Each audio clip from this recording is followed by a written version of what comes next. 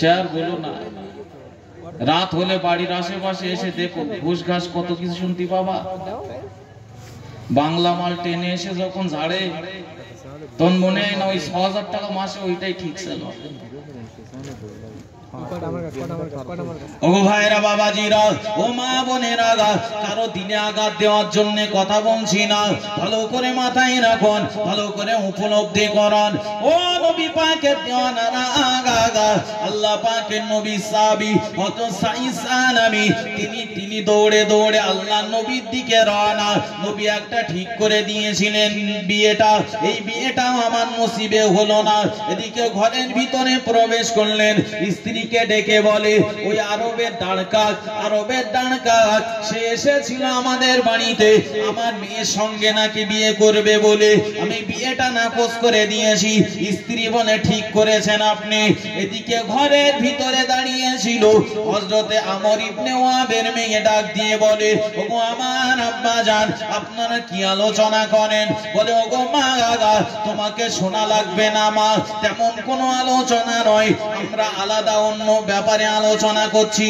বলে ওগো আমার আব্বা জান আমি সবকিছু শুনতে পেয়েছি, আপনি যখন দাঁড়িয়ে দাঁড়িয়ে কথা বলছিলেন নবী সাহাবী সালামির সঙ্গে যখন আপনি কথা বলছিলেন দরজার সাইডে দাঁড়িয়ে দাঁড়িয়ে সবকিছু শুনেছিলাম। ওগো নবী সাহাবী হযরতে আমর ইবনে ওয়াব ও আমার আব্বা জান যে নবী সালাম দিলে আপনি এত আনন্দ প্রকাশ করেন, যে নবী সালাম দিলে আপনি এত আনন্দিত হন, আপনার বাড়ির স্ত্রীর সামনে যে আনন্দ প্রকাশ করেন, মেয়ের সামনে এসে আপনি আনন্দ প্রকাশ করেন, যে নবী সালাম শুনে আপনি এত খুশি হয়ে যান, ওই নবী তো বিয়ের প্রস্তাব দিয়েছে। নবী বিয়ের প্রস্তাব দিয়েছে মানে এই বিবাহে আল্লাহ নবী তিনি রাজি রয়েছেন। ওগো আমার আব্বা জান মনে রাখুন, আপনি না ওই নবী শাফাত ছাড়া জান্নাতে যেতে পারবে না। ওই নবী শাফাত করলে তবে আপনি তো জান্নাতে যেতে পারবেন। আপনি কেমন করে সেই নবীর এই বিবাহের প্রস্তাবটা নাকচ করে দিলেন? ওগো আমার আব্বা জান মনে রাখুন, আমি আপনার বেটি জানিয়ে দিলাম আল্লাহ পাকের নবী যে বিবাহে রাজি রয়েছে। আপনি রাজি না থাকলেও আমার মাও যদি রাজি না থাকে যে আল্লাহ নবী রাজি, আমি হুরে মাদিনা সেই বিবাহে রাজি। জোরে বলেন আর ওজনে বলেন সুবহানাল্লাহ। সাহাবায়ে কেরামেরা শরিয়তটাকে নিজের মনের মতো মানতেন না। নবীজি যেটাই খুশি সাহাবায়ে কেরামেরাও সেই কাজে খুশি, মন চাক আর নাই চাক। হযরত আমর ইবনে ওয়াবের তখন মাথা ঘুরে গেছে, কি ব্যাপার, ঠিকই তো এ বিয়ের প্রস্তাব পাঠিয়েছে নবী, মানে এই বিবাহে নবীর মত আছে বলেই পাঠিয়েছে। তো নবীর মতের বিরুদ্ধে যদি যায় তাহলে আমার উপায় কি হবে? নবীর কাছে চলে গেলেন, ইয়া রাসূলুল্লাহ ইয়া হাবিবাল্লাহ, ইয়া রাসূলুল্লাহ ইয়া হাবিবাল্লাহ, হুজুর আমি বুঝতে পারিনি, আমি আপনার দরবারে ছুটে চলে এসেছি।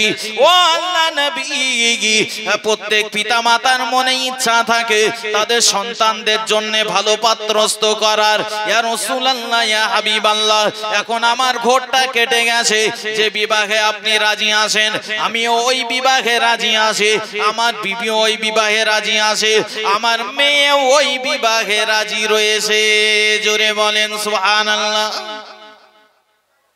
বাবা আমর ইবনে ওয়াহাব, তাহলে বাড়িতে চলে যাও, আমার সাহাবী সাইদ সালামি বিয়ে করতে যাবে, তার জন্য বাড়িতে তুমি বিবাহের জন্য জায়গা প্রস্তুত করো, তথা প্যান্ডেল ম্যান্ডেল যেগুলো লাগে সেই রকম জায়গা তৈরি করো, বিয়ে করতে যাবে সাইদ সালামি। বাড়ির দিকে রওনা, বাড়িতে যে বিয়ের সাজ সরঞ্জাম তৈরি করছে, বিয়ের জায়গা তৈরি করতে চলে গেছে। নবী বললেন বাবা বিয়ে তো করবা, তো মোহর দিতে হবে, তো আমি রাসূলুল্লাহ তোমাকে এই বিবাহে ৬০০ দিরহাম মোহর নিযুক্ত করলাম। বিয়ে করতে গেলে মোহর দেওয়া লাগে না লাগে না? হ্যাঁ কই বিয়ে করতে গেছে খালি পকেট, বোনাইদের পকেটেও 1 টাকাও নেই, অথচ যে গাড়িতে করে বিয়ে করতে গেছে গাড়িটার নাম হলো আর্টিগা গাড়ি। যে গাড়িতে করে বিয়ে করতে গেছে ওই গাড়িটার নাম হলো স্করপিও। হাজার হাজার টাকা খরচ করে বিয়ে করতে গেছে। ইমাম সাহেবকে ডেকে বলে, হুজুর মোহরানাটা লিখুন 10,000, 1 টাকা, 1 টাকা নগদ দিচ্ছি। 1 টাকা নগদ হুজুর লেখেন। ও ভাইরা বাবাজিরা, ও গো যুবক ভাইরা আমার, ভালো করে মাথায় রাখো, তোমরা যারা এখনো বিয়ে করতে যাওনি, তোমরা যারা এখনো বিয়ের পিঁড়িতে বসোনি, আমি আব্দুল মাতিন হাতে ধরে পায়ে ধরে বলছি, ভালো করে মাথায় রাখো, যতদিন না পর্যন্ত বিয়ের মোহরের টাকা তুমি রোজগার না করে আসতে পারবে, যতদিন না পর্যন্ত মোহরের টাকাটা তুমি জোগাড় করতে না পারবে, ততদিন যেন তুমি বিয়ের পিঁড়ি বসতে যেও না। ওগো মুরব্বিয়ানে কেরামেরা, আপনারা অনেকেই রয়েছেন বিয়ের টাকাটা হয়তো মোহরের টাকাটা পরিশোধ করা হয়নি, আপনাদের হাতে ধরে বলি অন্তত বাড়িতে যে মোহরের টাকাটা আপনি পরিশোধ করে দেবেন। যদি আজকেও নাও সম্ভব হয়, যত তাড়াতাড়ি সম্ভব মোহরের টাকা পরিশোধ করতে হবে, তা না হলে হক ফাঁকি দেওয়ার গুনাহ হবে। হক ফাঁকি দেওয়া কবিরা গুনাহ। একটা হলো হুকুকুল্লাহ আর একটা হলো হাক্কুল ইবাদ। হুকুকুল্লাহ সেটাই বলা হয় যেটা আল্লাহর হক, আর হুকুকুল ইবাদ ওটা হলো বান্দার হক। আল্লাহ ইচ্ছা করলে আল্লাহর হকটা তিনি মাফ করে দিতে পারেন, কিন্তু বান্দার হক যদি কেউ নষ্ট করে, ওই বান্দা যতক্ষণ না পর্যন্ত মাফ না করবে ততক্ষণ পর্যন্ত আল্লাহ মাফ করবেন না। যদি স্বামী আগে মারা যায়, স্ত্রী বেঁচে আছে, এ তবু লাইন গার্ড থাকে যে আপনার স্বামী তো মরে গেছে, আপনাকে কি সেই মোহরের টাকা দিয়েছিল? তাহলে না, দেইনি, তা আমার আর কোনো দাবি নেই, মাফ করে দিলাম। আচ্ছা, যদি স্ত্রী আগে মরে যায়, যদি স্ত্রী আগে মরে যায়, আর কোন লাইন আছে? কার কখন মৌত হবে কেউ জানি আমরা? কেউ তো জানি না। যদি স্ত্রী আগে মারা যায় তাহলে তো হক ফাঁকি দিয়েই যাচ্ছে কবরে। ওগো ভাইরা বাবাজিরা, বিস্তার করে আলোচনা করার সময় আমি পাবো না, ওই জন্য তাড়াতাড়ি করে কথাগুলো বলে ফেলছি। বাবা ভালো করে মাথায় রাখুন।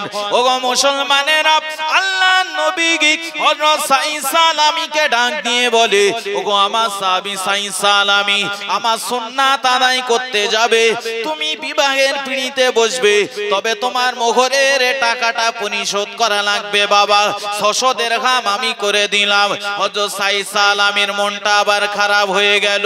আল্লাহ নবী ডেকে বলেন, ও আমার সাহাবী সাঈদ সালামী, মন খারাপ করো না বাবা। ওগো আমার সাহাবায়ে কেরামেরা, আমার এই সাহাবী সাঈদ সালামীর মন বড় খারাপ, আমার এই বিবাহ করাটা আমার সুন্নাত, এটা পালন করতে পারছে না বলে তার মনটা বড় খারাপ হয়ে আছে। ও আমার সাহাবায়ে কেরামেরা, আমি রাসূলুল্লাহ তোমাদিগকে বলছি, কে রয়েছো গো মোহরের টাকাটা আমার সামনে ফেলে দেবে? সাহাবায়ে কেরামেরা কেউ 1 দিরহাম, কেউ 2 দিরহাম, কেউ 100 দিরহাম করে আল্লাহ পাকের নবীর সামনে দান করতে লাগলেন। দেখা গেল নবীজির সামনে মোহরের টাকা হয়ে গেছে 900 দিরহাম। জোরে বলেন সুবহানাল্লাহ, আরো জোরে বলেন সুবহানাল্লাহ। লাগবে কত? 600 দিরহাম। বেশি হয়েছে কত? 300 দিরহাম। নবী 600 দিরহাম এক সাইডে রাখলেন আর 300 দিরহাম আর এক সাইডে। ও সাহাবী যখন বিয়ে করতে যাবে 600 দিরহামটা নিয়ে যাবে, আর এই যে 300 দিরহাম দিলাম, 300 দিরহাম দিয়ে মদিনার বাজারে যাও, ভালো ভালো পোশাক কেনো, বিয়ে করতে যাবে। আরবের ভিতরে ধনী সাহাবী আমর ইবনে ওয়াহাবের মেয়েকে সুন্দর পোশাক একটা ক্রয় করো। বড় লোকের মেয়ে, ধনী মানুষের মেয়ে আসবে তোমার বাড়িতে, তার জন্য খাওয়া দাওয়ার জন্য কিছু বাজার ঘাট সদাইও করো। এই নাও 300 দিরহাম দিলাম। আল্লাহ নবী সাহাবী হযরত সাঈসা আলামী রাদিয়াল্লাহু তাআলা আনহু 300 দিরহাম সঙ্গে করে নিয়ে মদিনার বাজারে চলে গেলেন। বিয়ের পোশাকগুলো ক্রয় করতে গেলেন। যে দোকানে বিয়ের পোশাকগুলো বিক্রয় হচ্ছে, সুন্দর সুন্দর পাঞ্জাবিগুলো দেখভাল করছেন। এমন একটা সময়েতে আল্লাহ নবী সাহাবী হযরত সাঈসা আলামীর কানে যেন একটা আওয়াজ ভেসে আসে, ওগো মদিনা সাহাবায়ে কেরামেরা, ও মদিনা সাহাবায়ে কেরামেরা, মক্কার মানুষেরা ইসলামটাকে নিভিয়ে দেওয়ার চেষ্টা করছে। কুফারে কুরাইশের তারা ইসলামের কলেমাটাকে নিভিয়ে দেওয়ার চেষ্টা করছে। ইসলামটাকে তারা মাটিতে মিশিয়ে দেওয়ার অপকৌশল চালাতে যাচ্ছে। তারা যুদ্ধ ময়দানে ডাক দিয়েছে, ওগো নবী সাহাবায়ে কেরামেরা, কে কোথায় রয়েছো? চলো, আল্লাহর নবী যুদ্ধ ময়দানে ডাক দিয়েছে, যুদ্ধ ময়দানে শরীক হওয়া লাগবে। ও ভাইরা বাবাজিরা, আল্লাহর নবী সাহাবী হযরত সাঈসা আলামী রাদিয়াল্লাহু তাআলা আনহু তিনি ভেবে নিলেন, আল্লাহ পাক রব্বুল আলামিনের নবী বলেছেন বিবাহ করা হলো আমার সুন্নাত, আর এদিকে যুদ্ধ ময়দানে যাওয়া লাগবে। ইসলামটাকে টিকিয়ে রাখার জন্য যুদ্ধ ময়দানে হাজির হওয়া এটা হলো ওয়াজিব। আমি রাসূলের সাহাবী সুন্নাত বাদ দিয়ে ওয়াজিবটা পালন করার জন্য চলে যাব। ওয়াজিব বাদ দিয়ে নবী সুন্নাত বিবাহের পিড়িতে আমি বসতে যাব না। জোরে বলেন, আরো জোরে বলেন সুবহানাল্লাহ। আগে ওয়াজিব না আগে সুন্নাত? আগে ওয়াজিব পালন না আগে সুন্নাত? আগে ওয়াজিব, তো ওয়াজিব বাদ দিয়ে সুন্নাত নয়। জানাজার নামাজ পড়া এটা ফরজে কিফায়া। ফরজে কিফায়া তার মানে গ্রামের দু একজন যদি জানাজা পড়ে দেয় তো মহল্লা সবাই দায় মুক্ত হয়ে যাবে। আর জোহরের নামাজ পড়া ফরজে আইন, অবশ্যই তাকে পড়তে হবে। দাদা মুয়াজ্জিন বলে আমার পড়তে হবে না, এরকম ব্যাপার না। আমার আব্বা ইমাম সাহেব বলে আমার নামাজ নেই, সেরকমটাও না। প্রত্যেক বালেগার উপরে আল্লাহর এই হুকুম, নামাজ 5 ওয়াক্ত ফরজ। দেখতে পাচ্ছি জোহরের নামাজে উপস্থিতির হার 100 মুসল্লি, জানাজার নামাজে গিয়ে দেখি 500 মুসল্লি। এ ঘটে না বা? অথচ জানাজার নামাজটা না পড়লেও গুনাহ হতো না। জোহরের নামাজটা বাদ দিলাম মানে 2,88,00,000 বছর জাহান্নামে ভুগতে হবে আমার। ঈদের নামাজ হলো ওয়াজিব, ফজরের নামাজ হলো ফরজ। আমরা দেখেন কতটা বুদ্ধিমান। ফজরের নামাজে জামাতের সংখ্যা হলো 7 জন। কতজন? 7 জন। ঈদগার ময়দানে গিয়ে দেখি সামনে 8 কাতার ফুট, অথচ ঈদের নামাজ ওয়াজিব।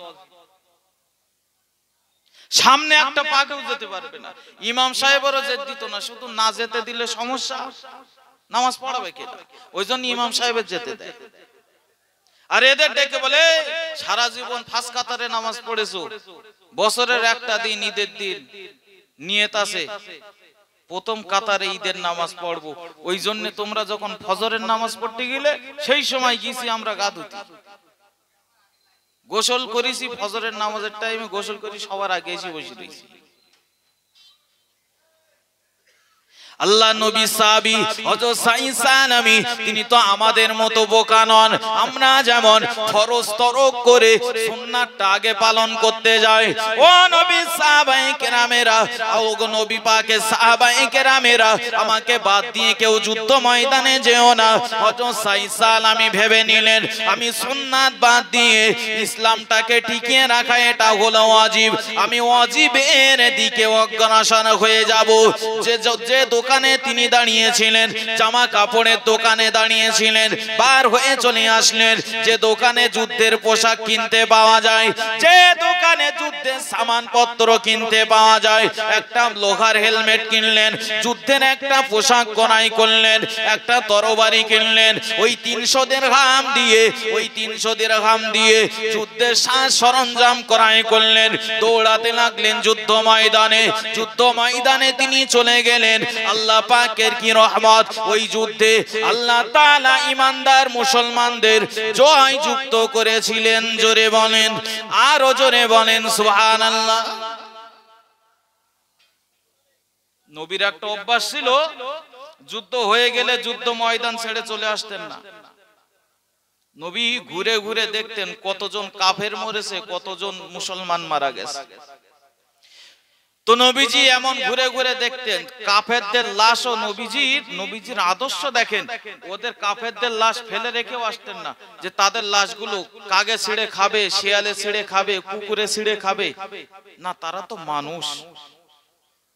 ওই জন্য গর্ত ঘুরে তাদেরকে মাটি চাপা দিয়ে আসতেন। তো নবীজি যুদ্ধ ময়দান ঘুরে ঘুরে দেখতেন। আল্লাহ পাকের নবী যুদ্ধ ময়দানে বার ঘুরে ঘুরে দেখা শুরু করে দিলেন। পিছনে রয়েছে নবী সাহাবায়ে কেরামেরা। চলতে চলতে আল্লাহ নবী হঠাৎ দাঁড়িয়ে গেলেন, সাহাবায়ে কেরামেরাও দাঁড়িয়ে গেলেন। ও আমার সাহাবায়ে কেরামেরা, গাগা এই যে লাশটা পড়ে আছে, মাথার হেলমেটটা একটু খুলে দাও দেখি। হেলমেটটা যেই না খোলা হয়েছে, গল গল করে রক্ত বার হচ্ছে। নবীজি তাকিয়ে দেখেন এই হলো আমার সাহাবী হযরত সাঈদ সালামী। আল্লাহ পাকের নবী চোখে পানি এসে গেল। ওগো আমার সাহাবী সাঈদ সালামী, তুমি কখন আসলে বাবা যুদ্ধ ময়দানে? ওগো আমার সাহাবী সাঈদ সালামী, তোমার তো নতুন শ্বশুর বাড়িতে থাকার কথা, বিয়ের পিড়িতে বসার কথা। ও আমার সাহাবী, আমার সুন্নাত পালন করতে পারছিল না বলে তোমার মনটা খারাপ ছিল। আমি রাসূলুল্লাহ তোমার বিবাহটা ঠিক করে দিলাম হুরে মদিনার সঙ্গে, মদিনার সবথেকে সুন্দরী নারীর সঙ্গে। ওগো আমার সাহাবী সাঈদ সালামী, তুমি সেইখানে না গিয়ে কেন তুমি যুদ্ধ ময়দানে আসলে বাবা? তোমার মনের আশা পূরণ হলো না বাবা। এমন করে করে আল্লাহ নবী কাঁদতে রইলেন। এমন একটা সময় চলে আসলো, প্রিয় নবী আমার মাথাটা আসমানের দিকে তুলে নিলেন। আর সাহাবায়ে কেরামেরা দেখতে পেলেন আল্লাহ নবী ঠোঁট মোবারকে হাসি। আল্লাহ পাকের নবী যেন মুস্কি মুস্কি হাসেন, আবার লজ্জায় মাথাটা নিচু করে নিলেন। সাহাবায়ে কেরামেরা বুঝতে পারছিলেন না।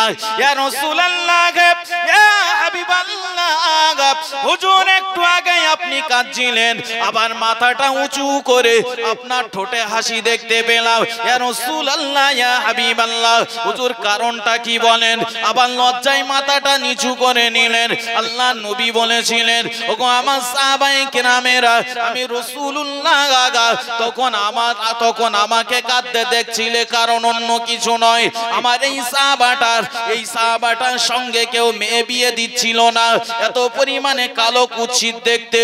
ও আমার সাহাবায়ে কেরামেরা, এ শুনেছিল বিবাহ করা হলো আমার সুন্নাত, সেই জন্য তার দিলটা ফেটে যাচ্ছিল। নবীর একটা সুন্নাত বাদ চলে যাচ্ছিল বলে অনেক আশা আকাঙ্ক্ষা করেছিল, কত কাকুতি মিনতি করেছিল। আমি রাসূলুল্লাহ মদিনার সবথেকে সুন্দরী নারীর সঙ্গে তার বিবাহটা ঠিক করে দিয়েছিলাম।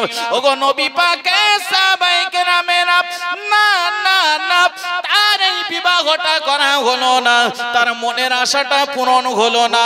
আজকে বিয়ের পিড়িতে না বসে সেই ইসলামটাকে এতটা ভালোবাসে, ইসলাম ধর্মটাকে এতটা ভালোবাসে, বিয়ে না করতে যেয়ে সংবাদ শোনার সাথে সাথে সে যুদ্ধ ময়দানে এসে শহীদ হয়ে গিয়েছে। এই জন্য আমি রাসূলুল্লাহ আমার চোখে পানি চলে এসেছিল।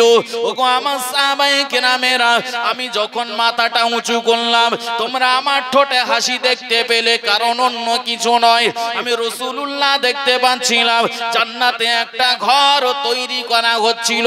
জান্নাতে একটা ঘর, যে ঘরটাতে আমার সাহাবী সাইদ সালামি বাসন করবে, ওই বাসর করবে বলে জান্নাতে একটা ঘর সুন্দর করে সাজগোজ করানো হচ্ছিল, সাজানো হচ্ছিল। এই জন্য আমি রাসূলুল্লাহ আমার ঠোঁটে তোমরা হাসি দেখতে পেয়েছিলে।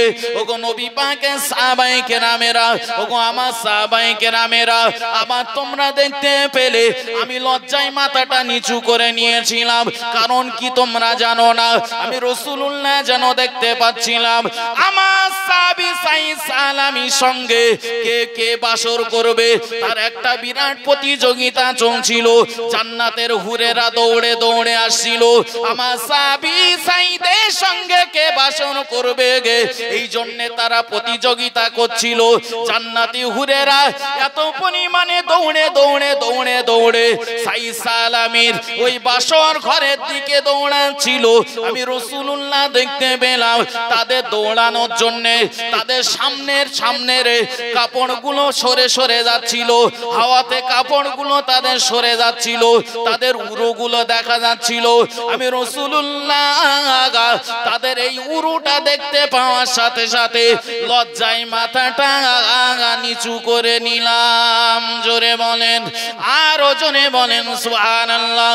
ও ভাইরা বাবাজিরা, আল্লাহ পাকের নবী সাহাবায়ে কেরামেরা কলেমাটাকে কতটা ভালোবাসতেন, ইসলামটাকে কতটা ভালোবাসতেন, ইসলামের হুকুম আহকামগুলো কতটা ভালোবাসতেন, জীবন পর্যন্ত দিয়ে দিয়েছে এই কলেমা প্রতিষ্ঠা করার জন্য, জীবন পর্যন্ত দিয়ে দিয়েছে ইসলামটাকে টিকিয়ে রাখার জন্য। আজ আমরা ওই ইসলামটাকে পেয়েছি, কোনো আমাদের সম্পদ বিসর্জন দিতে হলো না, ইসলামটা পেয়েছি, ত্যায্য পুত্র হতে হলো না। ওই ইসলামের ভিতরে আসার পরেও আজ আমরা কেমন করে আল্লাহ পাকের হুকুম আহকামগুলো ছেড়ে চলে যাচ্ছি। দিল কি একবারও বলে না এই ইসলামটা জিন্দা করার জন্য প্রিয় নবী কত রক্ত ঝরিয়েছে, নামাজটাকে প্রতিষ্ঠিত করার জন্য আল্লাহর নবী কতটা কষ্ট করেছে। মন কি একবারও কাঁদে না? না হচ্ছে হবেনি, পড়বো খুনি, হ্যাঁ নামাজ পড়বো, হ্যাঁ শরিয়াতের পথে চলে আসবো। কারো কি বলার ক্ষমতা আছে কার কখন মৌত হবে? মসজিদের ওই খাটিয়াটা এবার কার বাড়ির সামনে আসবে কারো বলার ক্ষমতা আছে? আমার মরণ আসিবে কখন কেউ তো জানে না, আমার মরণ আসিবে কখন কেউ তো জানে না। আমি মরে গেলে আমায় তোমরা ভুলে যেও না, আমি মরে গেলে আমায় তোমরা ভুলে যেও না। আমার মরণ আসিবে কখন কেউ তো জানে না, আমার মরণ আসিবে কখন কেউ তো জানে না। এই দুনিয়ায় চিরজীবন থাকার জায়গা না, অন্ধকার কবর যে তোমার আসল ঠিকানা। ঠিক না বল? এ দুনিয়া কি চিরজীবন থাকবো? তাই আসল ঠিকানা কোথায় আমাদের? যাই করি না কেন আমাদের আসল বাড়ি কবরে। নবী বললেন এই দুনিয়াটা কুনু ফিদ দুনিয়া কান্নাকা গরিব, এটা হলো তোমাদের জন্য একটা মুসাফির খানা, এখান থেকে তোমার আসল বাড়ি বলে ফিরে আসতে হবে। এই দুনিয়ায় চিরজীবন থাকার জায়গা না, অন্ধকার কবর যে তোমার আসল ঠিকানা। সবাই রেখে আমায় চলে যাবে, সঙ্গী হবে না। সবাই রেখে আমায় চলে যাবে, সঙ্গী হবে না। আমার মরণ আসিবে কখন কেউ তো জানে না। আমার মরণ আসিবে কখন কেউ তো জানে না। আজ আমরা মরণের কথা ভুলে গেছি, যার জন্য আমাদের দ্বারাতে হাজারো পাপের কাজ হচ্ছে। মরণের কথা যদি থাকতো আমাদের দিলে, একদিন আল্লাহর কাছে জবাব দিতে হবে, এই ভয় যদি দিলে থাকতো তাহলে আমাদের দ্বারাতে গুনার কাজ হতো না। একটা মানুষ যদি সদা সর্বদা ভেবেই নিতেন, আমি যাই করি না কেন আমার দুই কাঁধের উপরে বলো দুইজন ফেরেশতা আসেন, সব কিছু দেখে দেখে লিখে রাখছেন, ওই মানুষটার দ্বারাই আর কোনোদিন পাপের কাজ হবে না। ঠিক না ভুল? কিন্তু ফেরেশতা যে আছে সেই কথাটাই ভুলে গেছি, মরণের কথাটাই ভুলে গেছি আমরা। আজ হাজার বার চেষ্টা করার পরেও এত করে বলা হচ্ছে মসজিদে আসুন, আল্লাহর ঘরের দিকে আসুন, আল্লাহর দিকে আসুন। আমরা এই কথাতে, ইমামের কথাতে আমরা মূল্য দিই না, মূল্য দিচ্ছি না, যার ফলে আজকে দেখেন আমরা মসজিদগুলো খালি পড়ে থাকতে দেখছি। কিন্তু এ কথাটা 100 ভাগ ঠিক। আমরা মসজিদে যেতে ভুল করলেও মসজিদের খাঁটি আটা আমাদের বাড়ির সামনে আসতে কোনোদিন ভুল করবে না। ঠিক না ভুল? আমরা হয়তো ভুল করতে পারি মসজিদে যেতে, খাটিয়া বলো একদিন আসবে আর উঠতেই হবে।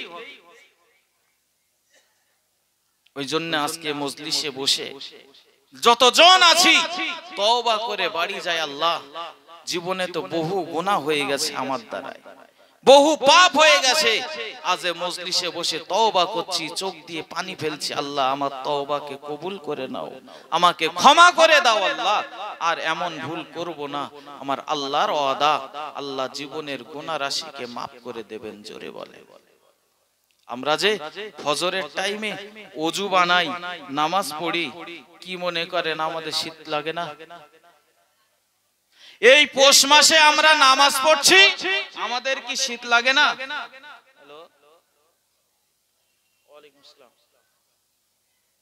দুরূদ শরীফ। আল্লাহুম্মা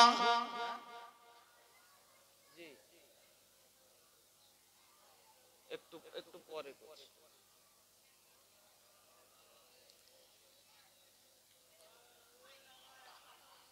শুনুন, এটা আল্লাহর ওয়াদা।